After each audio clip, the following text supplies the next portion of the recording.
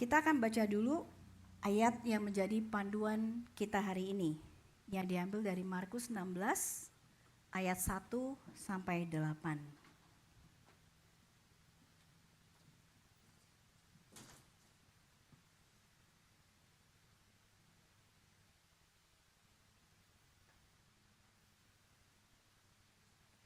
Setelah lewat hari Sabat, Maria Magdalena dan Maria ibu Yakobus serta Salome membeli rempah-rempah untuk pergi ke kubur dan meminyaki Yesus.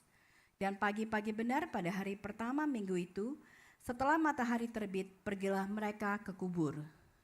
Mereka berkata seorang kepada yang lain, "Siapa yang akan menggulingkan batu itu bagi kita dari pintu kubur?" Tetapi ketika mereka melihat dari dekat, tampaklah batu yang memang sangat besar itu sudah terguling. Lalu mereka masuk ke dalam kubur dan mereka melihat seorang muda yang memakai jubah putih duduk di sebelah kanan, dan mereka pun sangat terkejut. Tetapi orang muda itu berkata kepada mereka, "Jangan takut, kamu mencari Yesus orang Nazaret yang disalibkan itu. Ia telah bangkit. Ia tidak ada di sini. Lihat, inilah tempat mereka membaringkan dia. Tetapi sekarang pergilah, katakanlah kepada murid-muridnya dan kepada Petrus, ia mendahului kamu ke Galilea. Di sana kamu akan melihat dia, seperti yang sudah dikatakannya kepada kamu." Lalu mereka keluar dan lari meninggalkan kubur itu, sebab gentar dan dahsyat menimpa mereka. Mereka tidak mengatakan apa-apa kepada siapapun juga karena takut. Dengan singkat mereka sampaikan semua pesan itu kepada Petrus dan teman-temannya. Sudah itu Yesus sendiri dengan perantaraan murid-muridnya memberitakan dari timur ke barat berita yang kudus dan tak terbinasakan tentang keselamatan yang kekal itu.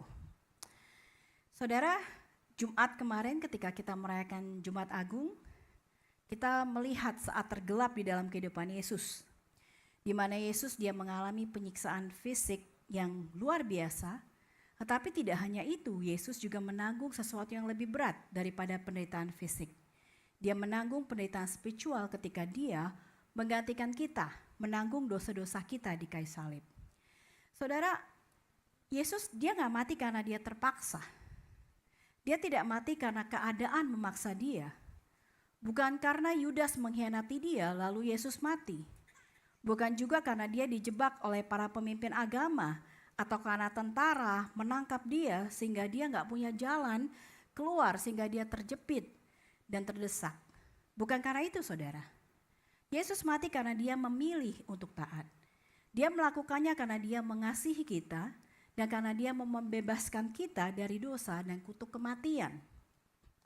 Nah, pada hari Jumat kemarin kita melihat di balik semua penyiksaan yang dilakukan manusia terhadap Yesus, di balik semua olok-olok yang mereka lakukan, saudara, ternyata Allah sedang bekerja untuk menggenapi rencananya bagi kita semua. Tetapi saudara, bagi murid-murid pada waktu itu, bagi para perempuan yang menyaksikan kejadian itu, sepertinya kisah Yesus sudah selesai. Yesus mati, kemudian dia sudah dikuburkan. Harapan mereka pun seolah-olah ikut dikubur ketika batu yang besar itu menutupi kubur Yesus. Tapi hari ini dari yang tadi kita baca Markus 16 menunjukkan bahwa ternyata Allah belum selesai. Allah tidak membiarkan harapan dari murid-murid Yesus dan para wanita itu sirna begitu saja. Allah gak diam, saudara. Allah Bapa kemudian membangkitkan Yesus dari kematian dan dia mengambil inisiatif untuk menyatakan kepada pengikut Yesus bahwa Yesus sudah bangkit. Nah, hari ini kita akan melihat bagaimana Allah bekerja untuk memastikan baik kepada para murid, para wanita yang ada situ dan juga tentunya kita hari ini bahwa Yesus benar-benar hidup. Dia mau supaya kita sungguh-sungguh mengerti akan fakta ini. Dan dia mau berkata bahwa Yesus dia sedang berjalan di depan kita. Hal pertama yang dikerjakan Allah adalah dia memperlihatkan kubur kosong kepada para perempuan. Kita akan baca lagi ayat 1-4 untuk merefresh our mind.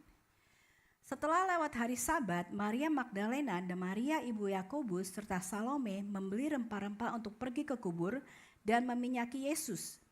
Dan pagi-pagi benar pada hari pertama minggu itu, setelah matahari terbit, pergilah mereka ke kubur.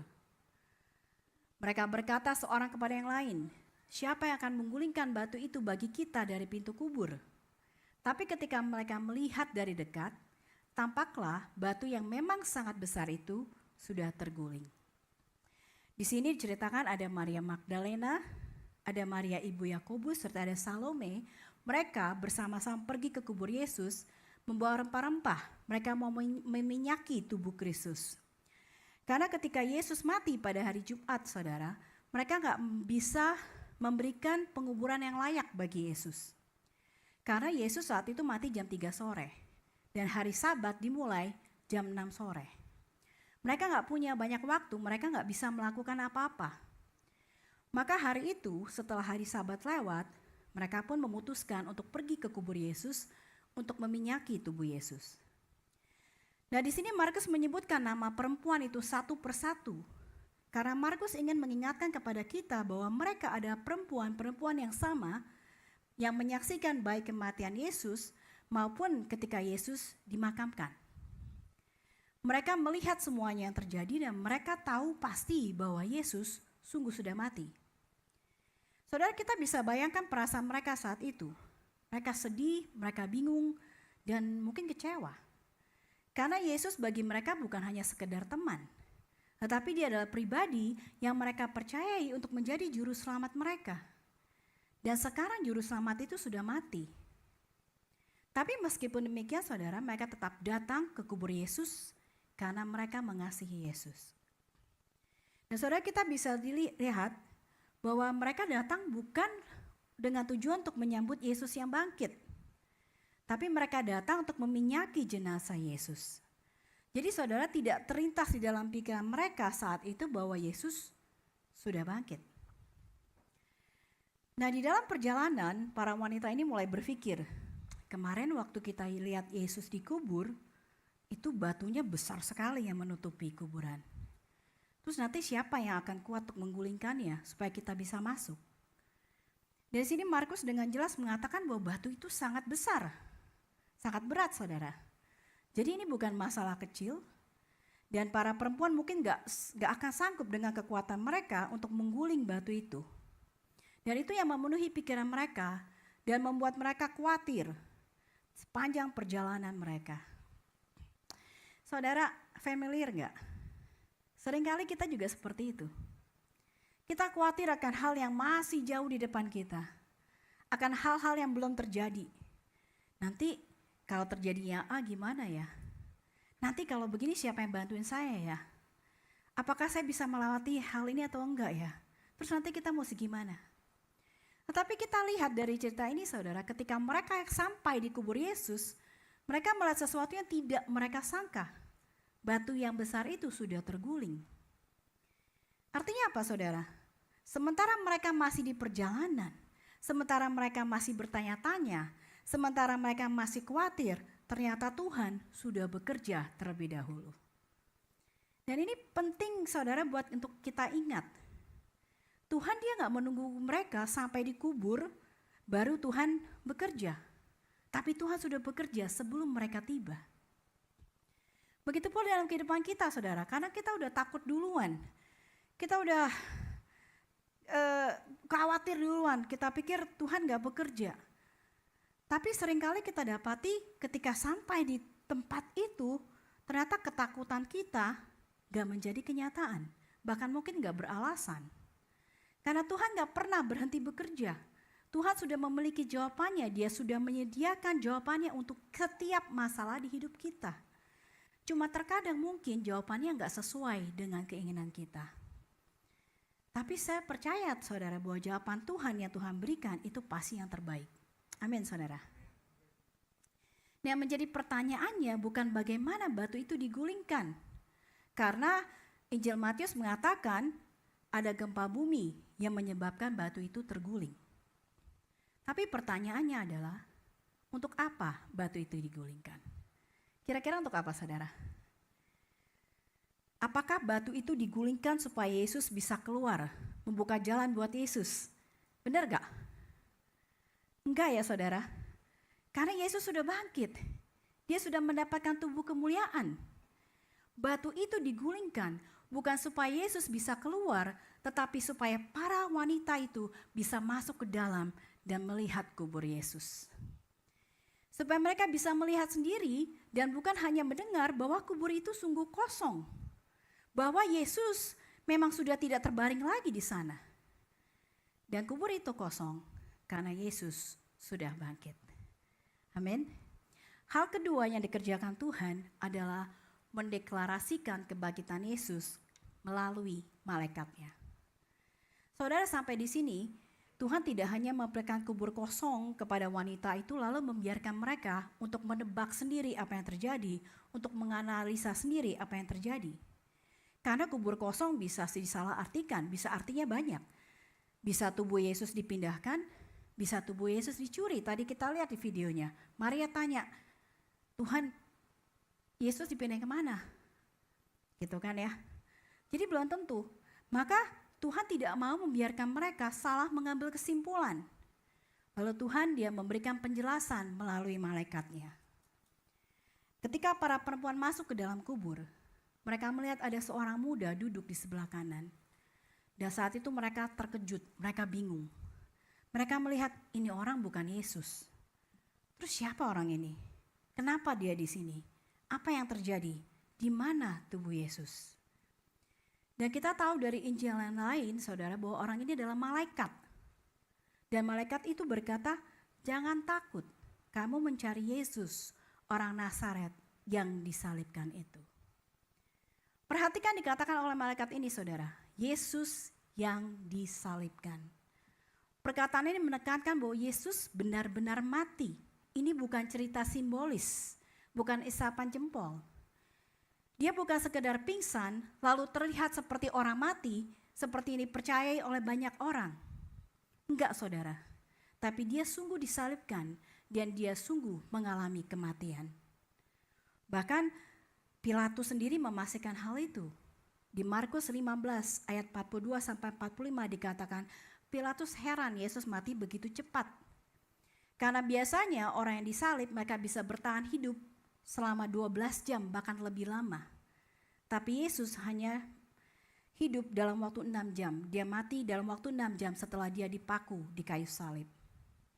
Maka kemudian Pilatus memanggil kepala pasukan untuk memastikan bahwa Yesus benar-benar sudah mati. Dan setelah dipastikan, barulah tubuh Yesus diberikan kepada Yusuf dari Arimatea untuk dikuburkan. Jadi saudara, gak ada keraguan di sini. Yesus sungguh mati. Dan ini penting, karena tanpa kematian, maka tidak akan ada kebangkitan. Dan lalu malaikat itu pun melanjutkan, ia telah bangkit. Yesus yang sama, yang disalibkan itu, sekarang dia hidup. Dan malaikat menambahkan, ia tidak ada di sini. Karena kubur bukan lagi tempat Yesus. Dia tidak lagi berada di bawah kuasa maut. Dia sudah menang mengalahkan maut. Malaikat melanjutkan, lihat, ini tempat mereka membaringkan dia. Dan sekali lagi Tuhan mengundang mereka untuk melihat, saudara. Bukan hanya mendengar, tetapi melihat dengan mata mereka sendiri bahwa Yesus sudah tidak di situ. Kemudian malaikat berkata, pergilah, katakanlah kepada murid-muridnya, ia mendahului kamu ke Galilea. Saudara, di sini malaikat tidak hanya menyatakan bahwa Yesus bangkit, tetapi malaikat memberikan direction, memberikan arah kemana mereka harus pergi. Ada sesuatu yang akan terjadi di Galilea. Ada perjumpaan yang sudah dipersiapkan oleh Tuhan. Dan kalau kita lihat, ternyata ini bukan informasi yang baru. Yesus sendiri sudah mengatakan hal ini sebelumnya. Di Markus 14, pada malam dia diserahkan, Yesus berkata bahwa dia akan bangkit dan akan mendahului murid-muridnya di Galilea. Nah, ini menunjukkan bahwa kebangkitan Yesus bukan kejadian yang tiba-tiba. Kebangkitan Yesus bukan sesuatu yang terjadi di luar rencana. Ini adalah sesuatu yang sudah Yesus katakan, sudah direncanakan oleh Bapa, dan sekarang sudah digenapi. Para perempuan, mereka sudah melihat kubur yang kosong. Mereka sudah mendengarkan penjelasan dari malaikat. Sekarang mari kita lihat bagaimana mereka meresponi berita ini. Ayat 8 berkata, lalu mereka keluar dan lari meninggalkan kubur itu sebab gentar dan dahsyat menimpa mereka. Mereka tidak mengatakan apa-apa kepada siapapun juga karena takut. Dengan singkat mereka sampaikan semua pesan itu kepada Petrus dan teman-temannya. Saudara, ini menarik. Mereka sudah melihat kubur yang kosong. Mereka sudah dikasih tahu apa arti dari kubur kosong itu. Tapi respon mereka bukan langsung percaya. Respon mereka bukannya bersuka cita. Tapi mereka ketakutan dan mereka kebingungan. Mereka diam. Mereka mencoba memproses apa yang terjadi di kepala mereka. Dan Markus berkata mereka tidak mengatakan apa-apa kepada siapapun. Jadi sepanjang perjalanan kembali, mereka diam, gak bicara satu dengan yang lain, saudara. Karena mereka belum siap untuk bicara. Mereka belum siap untuk menjelaskan. Dan Markus tidak menjelaskan berapa banyak waktu yang mereka perlukan untuk memproses semua ini. Tapi pada akhirnya dikatakan mereka menyampaikan semua pesan ini kepada Petrus dan teman-temannya. Kalau kita baca lebih lanjut di ayat 11 dari pasal ini, kita tahu bahwa ketika murid-muridnya mendengar berita ini, mereka gak percaya. Mereka juga ragu sama seperti para wanita. Mereka juga bingung. Oleh sebab itu, mereka gak pergi ke Galilea. Mereka tetap tinggal di Yerusalem. Saudara, seringkali, bahkan ketika Tuhan sudah bekerja di depan kita, di dalam kehidupan kita, berkali-kali Dia menolong kita. Bahkan ketika kita sudah melihat dan mendengar, seringkali kita lamban untuk percaya. Seringkali kita masih takut, seringkali kita masih ragu, seringkali kita enggan untuk bertindak. Tetapi kabar baiknya adalah Tuhan gak berhenti di situ. Meskipun para murid ragu, meskipun para wanita kebingungan, Tuhan Dia gak menyerah. Karena Dia gak mau membiarkan mereka untuk tinggal di dalam ketakutan dan keraguan. Maka kita tahu, Alkitab menyatakan bahwa kemudian Yesus menampakkan dirinya berulang-ulang kali kepada mereka.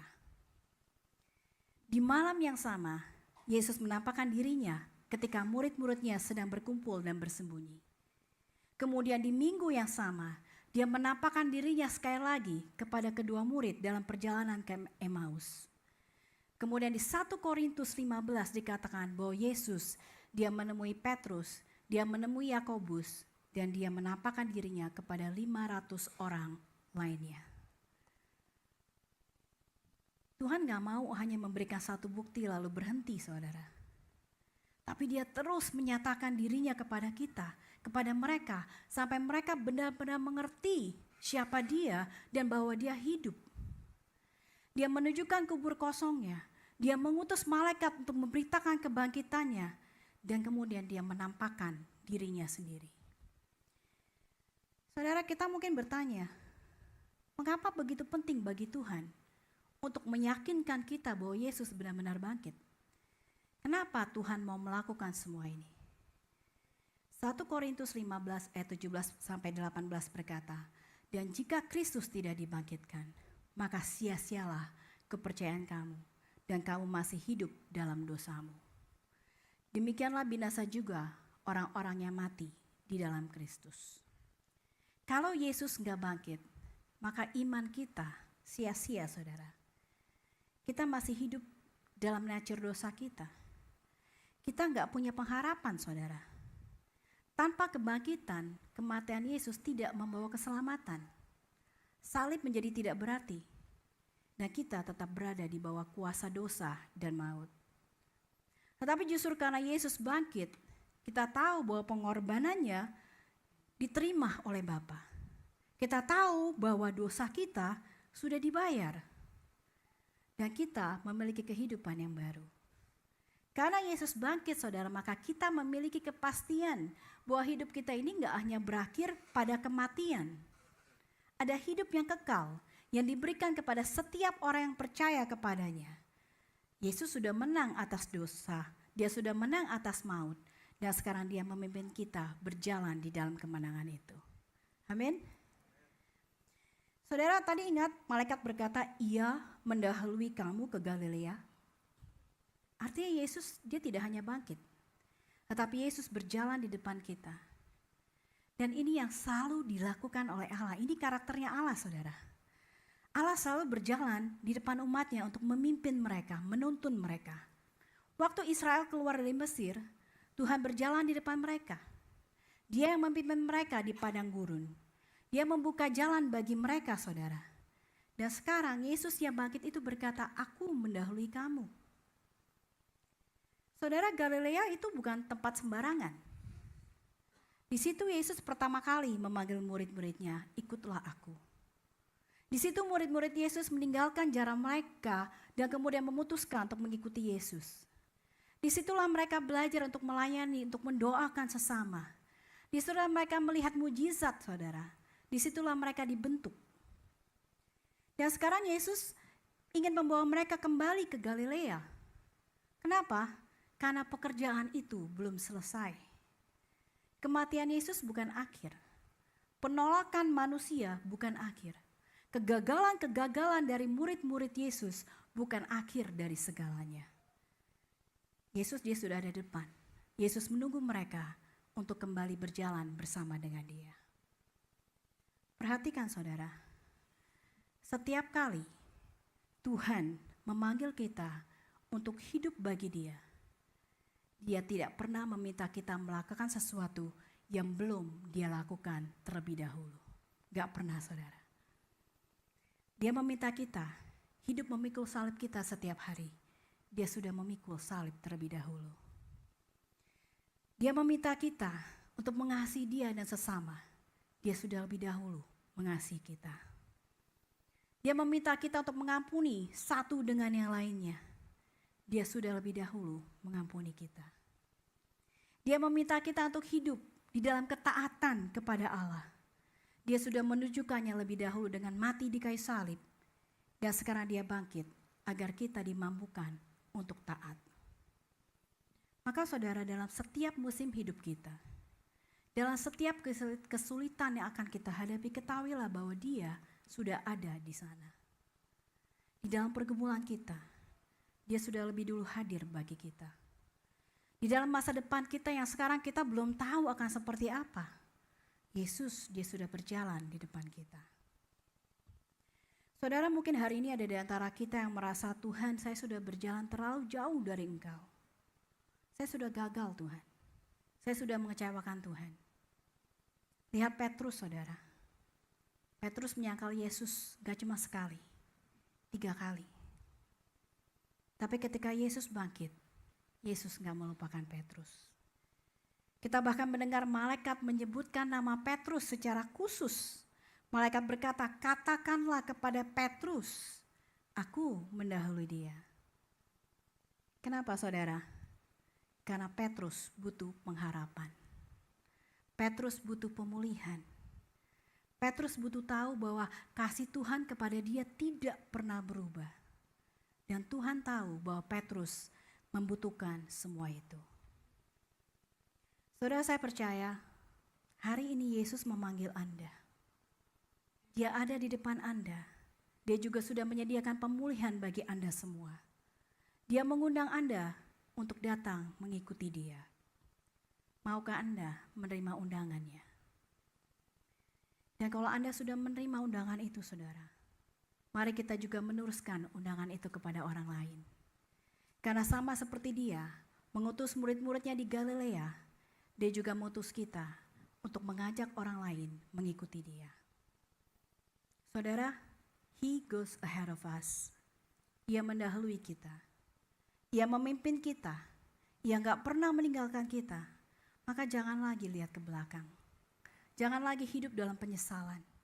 Jangan tinggal di dalam ketakutan, saudara. Lihat ke depan. Ikuti Dia.